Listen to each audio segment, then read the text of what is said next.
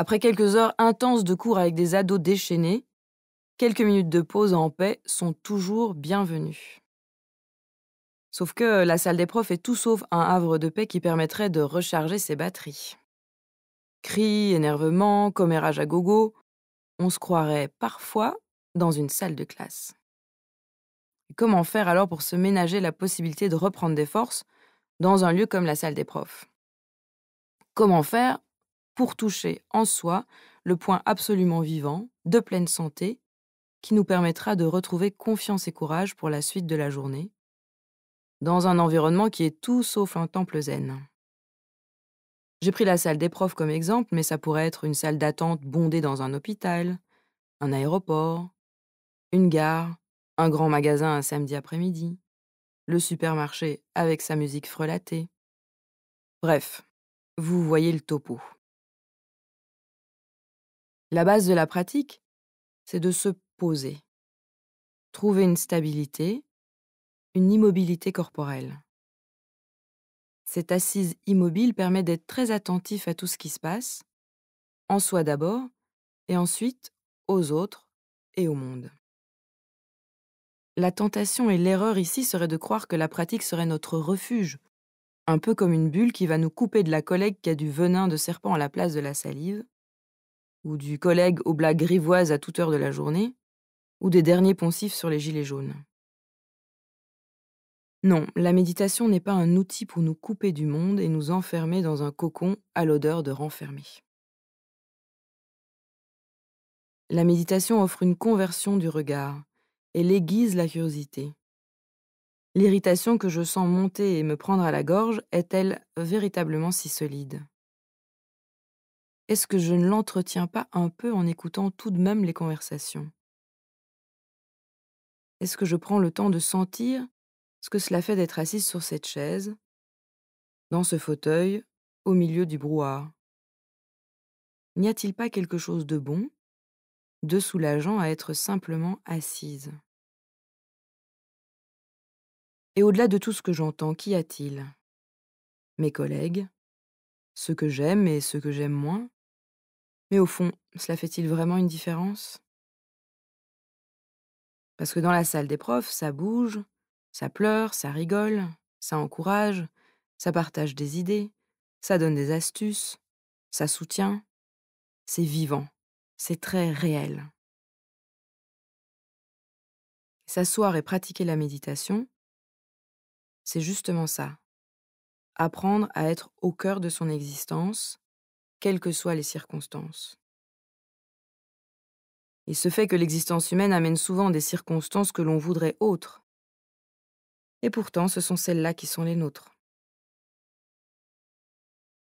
Arrêter de vouloir que les choses soient autrement qu'elles soient, être assis là où l'on est, et regarder ce que la situation a, malgré tout de riche et de vivant.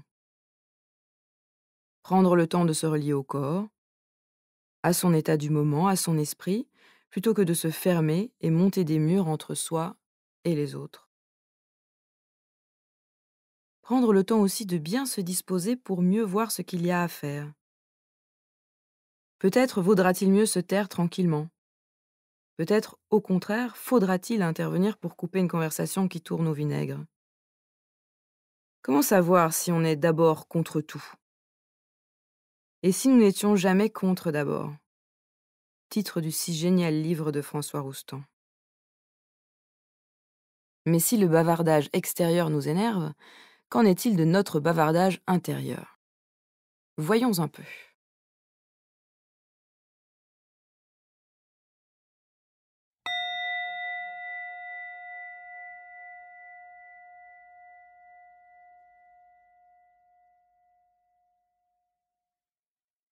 Vous êtes assis bien droit sur un coussin ou sur une chaise. Il n'est pas nécessaire de se précipiter dans la pratique. Vous pouvez simplement laisser arriver à vous l'immobilité. Trouvez votre place, votre assise.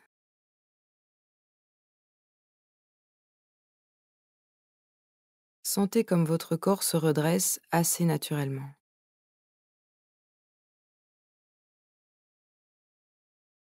Et maintenant, posez votre attention sur le souffle et son double mouvement.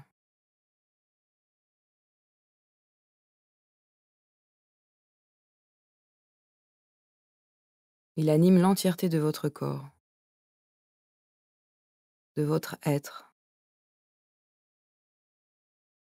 Il vient aérer tout ce qui est crispé, tendu.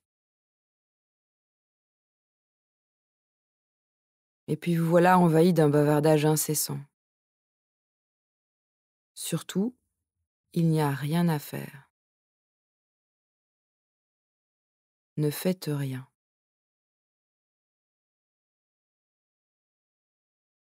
Cela fait entièrement partie de votre expérience. Là, maintenant.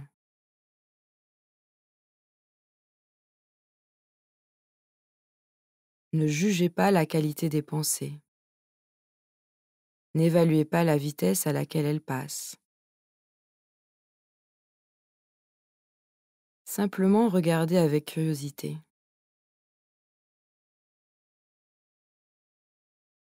Les pensées virevolent-elles comme les feuilles mortes dans la tempête? Bondissent-elles comme des écureuils? Passent-elles comme un train en gare? Éclatent-elles comme des bulles de savon? Se dissolvent-elles simplement? À y regarder de plus près, peut-être vous rendez-vous compte que le contenu importe peu. L'esprit est vivant, mouvant, silencieux ou bruyant. Et il y a toujours quelque chose qui vous ramène au présent, ici, là où vous êtes.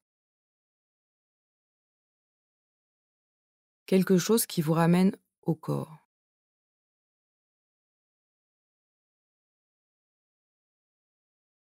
Qui vous ramène à comme vous êtes, là, maintenant. Et quand cela arrive, vous pouvez simplement dire intérieurement « Bonjour » et revenir à l'attention au souffle.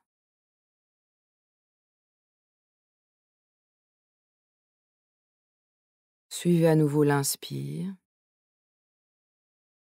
l'expire.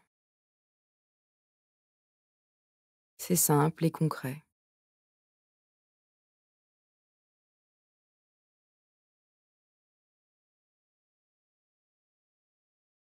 Puis l'esprit à nouveau nous emmène dans ses pérégrinations. N'en rajoutez pas. N'alimentez pas son voyage. Revenez au souffle.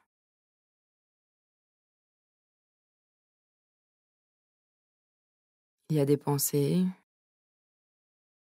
des émotions, des choses qui vous traversent. Vous n'en faites rien. Vous ne les jugez pas, ni ne les évaluez, ni ne les nourrissez.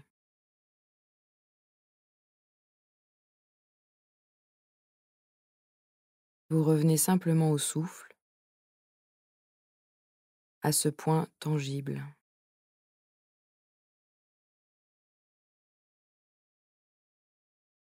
Revenir au souffle, c'est revenir au point essentiel. C'est revenir à la vie en vous.